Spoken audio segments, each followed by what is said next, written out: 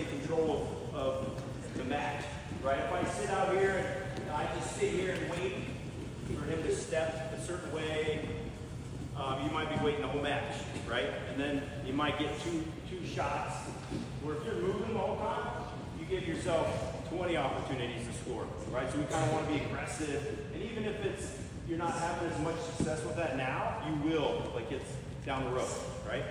So I want you to keep doing what we're doing. Really want you to play with letting him hang on your elbow, almost like bait, and then pulling him down. I don't even necessarily need to re-grab. I'm just gonna pull him down, and my head goes down, and my butt goes back. See, here. So it's just, I'm using my body weight.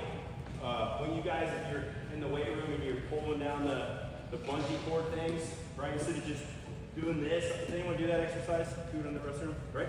So think about snaps. Like with a snap, I'm pulling and moving my feet.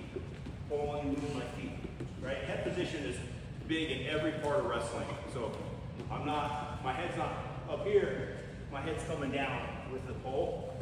So just think wrestling. I would just say, whatever you're doing, whatever exercise, think wrestling. So really play with giving them your elbow as bait. When they hang on to it, we're gonna pull them down here, okay? Pressure, he hangs, pull them down, right? I can also go this way. Sometimes it doesn't even really matter where your head is. You can play with, but being able to take your head here, take your head here. But I'm controlling both sides of the tie-up, right? I have collar tie on this side, and I have elbow on this side. So I'm liking my position there a lot, all right?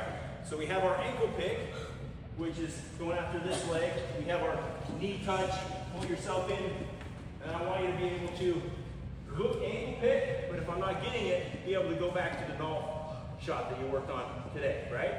So if I'm not able to get this leg where I want it, I gotta step back, and I need to kind of take a half step back, and then I'm gonna shoot my shot, right? If I just go here and try to shoot, I just don't have the space here. Like this head's in the way. I gotta take a step back, and then I'm gonna go here. And you can go, inside reach, go to the far leg. I always like to finish and try to go for the far leg, just because you get in on a single leg on a good wrestler, and they're wizarding you, and they're doing the Jonesy tilt and all that stuff. You want to avoid that stuff if you can. You know what I mean with that?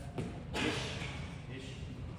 So, playing with your ankle picks, your knee picks, and now also, and you don't need to go 100 miles an hour. We're just playing with the technique. When it's your turn,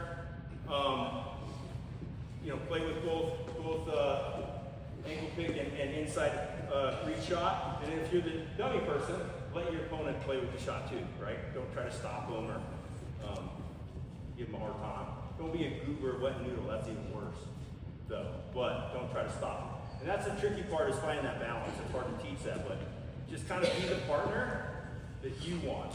Like when it's their turn, give them the feel that you would want if they were, if the roles were reversed, right? That's probably the easiest way. Okay?